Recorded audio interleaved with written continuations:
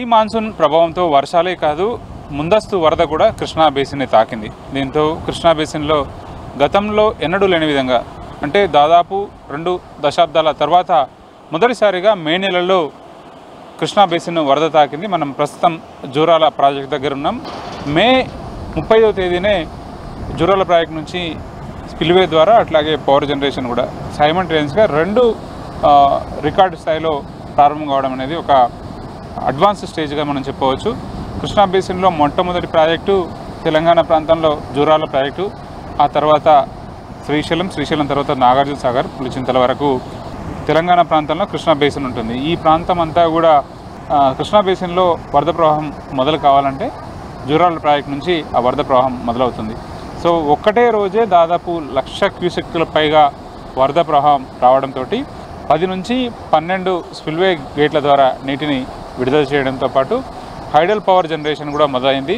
ఆ జూరాల ప్రాజెక్టులో ఉన్నటువంటి 4 హైడల్ పవర్ జనరేషన్స్ 30వ తేదీ నుంచి కంటిన్యూస్గా కొనసాగుతున్నాయి. 30, 31, 1, 2, 3 ఇట్లా దాదాపు 5 రోజుల నుంచి కంటిన్యూస్గా వరద ప్రవాహం అయితే కొనసాగుతూ వస్తుంది. ఇప్పటికైతే జూరాల ప్రాజెక్టులో 30,000 ఇన్ఫ్లో ఉంది.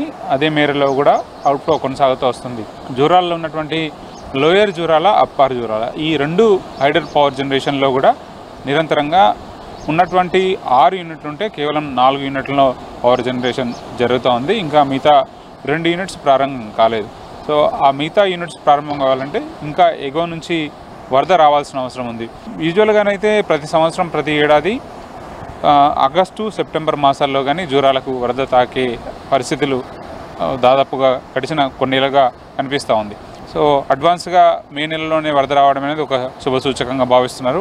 దీనికి తోడు ప్రీ మాన్సూన్ ఎఫెక్ట్ కూడా తోడైంది. దానివల్ల జిల్లా వ్యాప్తంగా కూడా వర్షాలు కురుస్తున్నాయి.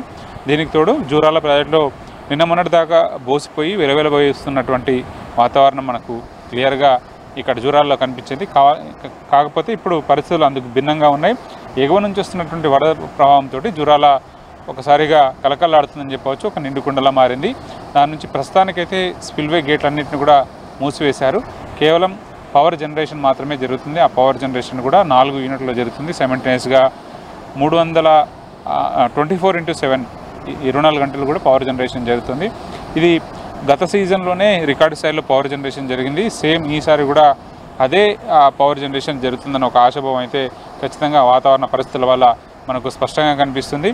ఇక మొదటి రోజు మాత్రమే దాదాపు 48 గంటలు కంటిన్యూస్గా 1,00,000 క్యూసెక్కుల ఇన్ఫ్లో అయితే కొనసాగింది. మళ్ళీ అదే మేరలో రావాల్సిన కూడా కేవలం ఆల్మట్టి, నారాయణపూర్ డ్యాంల నుంచి వస్తున్నటువంటి వరద ప్రవాహాన్ని బేస్ చేసుకొని కూడా ప్రస్తుతానికైతే 30,000 క్యూసెక్కుల ఇన్ఫ్లో వస్తుంది. అదే మేరలో కూడా డిశ్చార్జ్ అనేది కొనసాగుతూ వస్తుంది. ఇప్పటి వరకు కేవలం జూరాల ప్రాజెక్టు కింద డిపెండ్ అయినటువంటి ప్రాజెక్టుల్లో అటు నెట్టెంపాడు కానీ కోయిల్ సాగర్ ప్రాజెక్టులకు నీటి విడుదల జరుగుతూ వస్తుంది. సో ఆ ప్రాజెక్టులను నింపేందుకు జిల్లా ఇరిగేషన్ అధికారులంతా కూడా సమాయత్తం అవుతున్నారు. ఇప్పటికీ నెట్టెంపాడు ద్వారా నీటి పంపింగ్, అట్లాగే కోయిల్ సాగర్ ద్వారా నీటి పంపింగ్ జరుగుతుంది. మిగతా భీమా ప్యారలల్ కెనాల్స్ అట్లాగే మిగతా కల్వకుర్తి లిఫ్ట్ ఇరిగేషన్కి సంబంధించిన ఆపరేషన్ అయితే జరగాల్సిన ఉంది.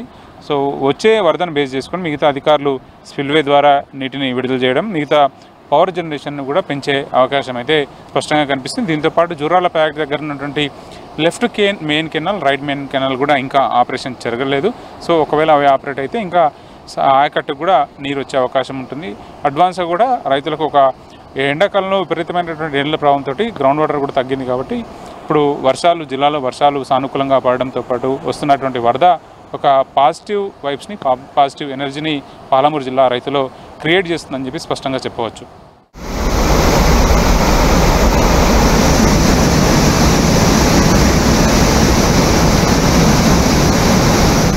జూరాల ప్రాజెక్ట్కి వరద మొదలు కాగానే స్పిల్వే ద్వారా నీటి విడుదల కాకుండా మరోపక్క పవర్ జనరేషన్ కూడా సైమల్టేనియస్గా కొనసాగుతూ వస్తుంది.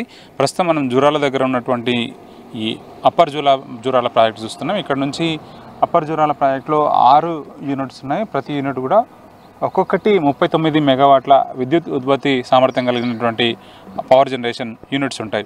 సో హైడల్ పవర్ జనరేషన్ అనేది ఇమీడియట్గా ఎప్పుడైతే సీజన్లో వరద మొదలవుతుందో అప్పటి నుంచి సీజన్ పూర్తయ్యేదాకా అంటే సెప్టెంబర్, అక్టోబర్ దాకా కూడా పవర్ జనరేషన్ నిరంతరంగా కొనసాగుతూ వస్తుంది. దీంట్లో ప్రత్యేకించి తెలంగాణకు కర్ణాటక రాష్ట్రానికి కూడా షేర్ ఉంటుంది. ఎందుకంటే సబ్మర్జ్ అయిన ప్రాజెక్టు కాబట్టి ఇది జూరాల ప్రాజెక్టు నిర్మిస్తున్న సందర్భంలో కర్ణాటక ప్రాంతంలో కూడా మునకు గురైనటువంటి ముంపు ప్రాంతం ఉంది కాబట్టి ఆ ప్రాంతాన్ని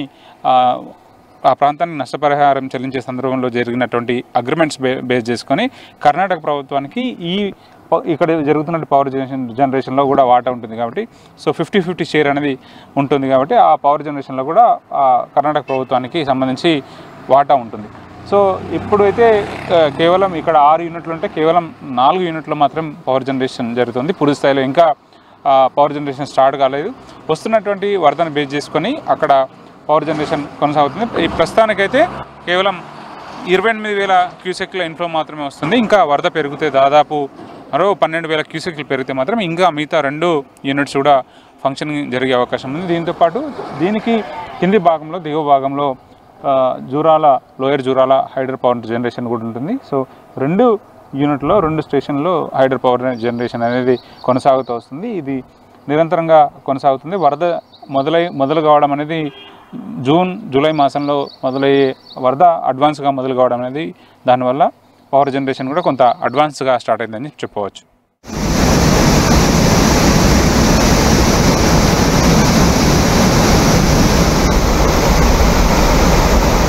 కొత్త నీరు చేరడంతో జూరాల ప్రాజెక్టు కలకల్లాడుతున్న దృశ్యాలు కనువిందు చేస్తున్నాయి. జూరాల ప్రాజెక్టుకి ఎగువ నుంచి వరద వస్తుంది. ఆ వరద ధాటికి జూరాల ప్రాజెక్టు ద్వారా స్పిల్వే అటు హైడల్ పవర్ జనరేషన్ ద్వారా పవర్ జనరేషన్ కొనసాగుతూ వస్తుంది.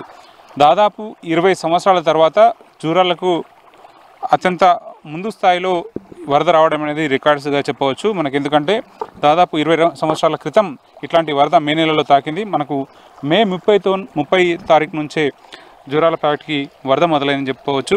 30వ తారీఖు రోజు దాదాపు 1,00,000 క్యూసెక్ల ఇన్ఫ్లో వచ్చింది. ఆ ఇన్ఫ్లోని బేస్ చేసుకొని ఈ సీజన్లోనే మొట్టమొదటిసారిగా 12 గేట్లు ఎత్తి నీటిని దిగువకు విడుదల చేశారు. కానీ దాదాపు అంతకు వారం రోజుల ముందు నుంచే క్రమక్రమంగా వరద మొదలైంది. 6,000 క్యూసెక్ల నుంచి క్రమక్రమంగా వరద పెరుగుతూ 10,000, 15,000 దాదాపు 1,00,000 క్యూసెక్ల ఇన్ఫ్లో వరకు చేరింది. అది క్రమక్రమంగా పెరుగుతూ వచ్చింది. ఇప్పటికి కూడా 30,000 క్యూసెక్ల ఇన్ఫ్లో అయితే కంటిన్యూస్గా కొనసాగుతుందని చెప్పవచ్చు. ప్రస్తుతం జూరాల ప్రాజెక్టులో నీటి మట్టం కనుక పరిశీలిస్తే 316.810 మీటర్లు కాక గరిష్ట నీటి నిల్వ కూడా ప్రస్తుతానికైతే 6.4 TMC ఉంది.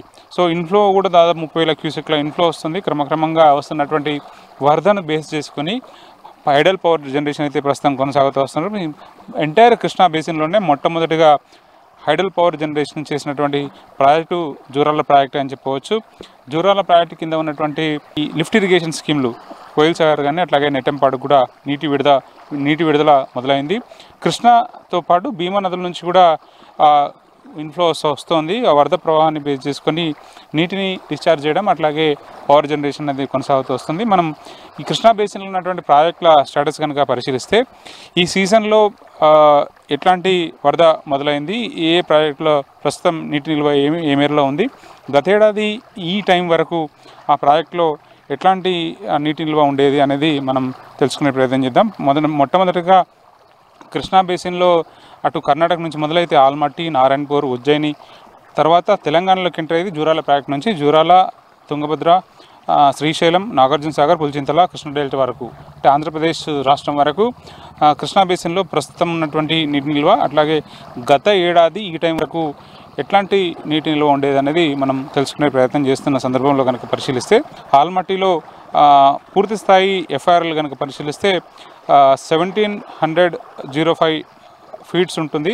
సో TMCలో కనుక పరిశీలిస్తే 129 TMCల నీటి నిల్వ సామర్థ్యం. కేవలం ప్రస్తుతానికైతే 52 TMCలు మాత్రమే నీరు నిల్వ ఉంది. గత ఏడాది ఈ టైంలో అంటే కేవలం 21 TMCలు మాత్రమే, అంటే సగానికి సగం నీటి నిల్వ తక్కువగా ఉన్న పరిస్థితి గత ఏడాదితో పోలిస్తే ఈ ఏడాది డబుల్ స్థాయిలో నీరు నిల్వ ఉందని చెప్పవచ్చు. అటు నారాయణపూర్లో కూడా అట్లాంటి సిచ్యువేషనే కనిపిస్తుంది.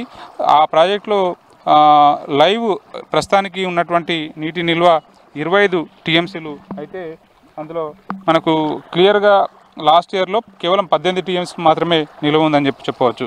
సో మిగతా ప్రాజెక్టులను కనుక ఉజ్జయిన్లో కూడా అట్లాంటి సిచ్యువేషన్ మనకు క్లియర్గా కనిపిస్తుంది. ఎందుకంటే 76 టీఎంసీ లైవ్ స్టోరేజ్ ప్రస్తుతం ఉంటే గత ఏడాది ఈ టైంలో 31 టీఎంసీలు మాత్రమే ఉంది. ఇది కూడా ఆల్మోస్ట్ డబుల్ ఉందని చెప్పవచ్చు. జూరాల ప్రాజెక్టులో కూడా సేమ్ అట్లాంటి సిచ్యువేషన్ కనిపిస్తుంది. ఎందుకంటే గత ఏడాది ఈ టైంలో 3 టీఎంసీలు ఉంటే ప్రస్తుతం మాత్రం దాదాపు 8 టీఎంసీల నీటి నిల్వ ఉందని చెప్పి స్పష్టంగా మనకు రికార్డులను బట్టి తెలుస్తుంది. తుంగభద్రలో కూడా సేమ్ అట్లాంటి సిచ్యువేషన్ ఉంది. 17 టీఎంసీలు లైవ్ ప్రస్తుతం ఉంటే కేవలం 3 టీఎంసీలు మాత్రమే నీటి నిల్వ ఉండింది గత ఏడాది. సో గతంతో పోలిస్తే ఈసారి తుంగభద్రలో ఎక్కువనే నీటి నిల్వ ఉందని చెప్పవచ్చు. శ్రీశైలం ప్రాజెక్టులో కూడా మనకు ఎఫ్ఆర్లు కనుక పరిశీలిస్తే 885 ఫీట్లు ఉంటుంది. టీఎంసీ దాదాపు 215 టీఎంసీల నీటి నిల్వ సామర్థ్యం ఉంటుంది. సో ఇప్పుడు దాదాపుగా 50 టీఎంసీల నీటి నిల్వ ఉంటే గతేడాది కేవలం 32 టీఎంసీలు మాత్రమే ఈ టైంకి నిల్వ ఉంది. సో నాగార్జున సాగర్ ప్రాజెక్టులో కూడా అట్లాంటి సిచ్యువేషన్ కనిపిస్తుంది. కేవలం ప్రస్తుతానికి 135 టీఎంసీలు ఉంటే గతేడాది కేవలం 12 టీఎంసీలు మాత్రమే ఉంది. కాబట్టి సో ఈ ఏడాది కొంత మెరుగైనటువంటి నీటి నిల్వనే ఉందని చెప్పవచ్చు. సో ఈ ఎంటైర్ అటు శ్రీశైలం, నాగార్జున సాగర్, జూరాల అట్లాగే కర్ణాటక రాష్ట్రంలో ఉన్నటువంటి అన్ని ప్రాజెక్టులు కూడా నీటి నిల్వ మంచిగానే మెయింటైన్ అవుతుందని చెప్పవచ్చు. ఒక ఆశాజనకమైనటువంటి వాతావరణం స్పష్టంగా కనిపిస్తుంది. ఎందుకంటే పైనుంచి వస్తున్నటువంటి వరదతో పాటు ప్రాజెక్టులో కూడా నీటి నిల్వ ఉండడం వల్ల కొంత పాజిటివ్ సిచ్యువేషన్ అయితే స్పష్టంగా కనిపిస్తుంది. ఎందుకంటే అటు పవర్ జనరేషన్ కానీ లేకపోతే ఇరిగేషన్ కూడా ఒక సానుకూలమైన వాతావరణం కనిపిస్తుంది. ఎందుకంటే మే నెలలో ఇట్లాంటి వాతావరణం అనేది రైతులకు ఒక వానాకాలంలో ఒక మంచి అనుకూలమైనటువంటి వాతావరణం కనిపిస్తుంది చెప్పవచ్చు. ఎందుకంటే ప్రీ మాన్సూన్ కూడా మనకు క్లియర్గా ఎస్టాబ్లిష్ అవుతుంది. ఇప్పటికీ జూన్ మాసంలోనే వర్షాలు రాకముందే వర్షాలు కురవడం, మే మాసంలోనే వర్షాలు కురవడం అనేది ఒక పాజిటివ్ సైన్. దాన్ని బేస్ చేసుకొని వానాకాలం పంటలు విస్తారంగా పండించడానికి ఆస్కారం ఉంటుంది. ఎందుకంటే ఉమ్మడి మామనాడు జిల్లా వ్యాప్తంగా కూడా దాదాపు 13 లక్షల ఎకరాల్లో వివిధ రకాల పంటలు సాగు చేస్తారు. కాబట్టి అటు ప్రాజెక్టులు నిండడం, దీంతోపాటు సరైన వర్షాలు పడితే ఇదంతా శుభసూచనంగా రైతులంతా కూడా భావిస్తున్న పరిస్థితి కనిపిస్తుంది. ఇది జూరాల ప్రాజెక్టు నుంచి detail ground report. Camera person Srinivas కలిసి బాలకృష్ణ, V6 న్యూస్, మహబూబ్ నగర్.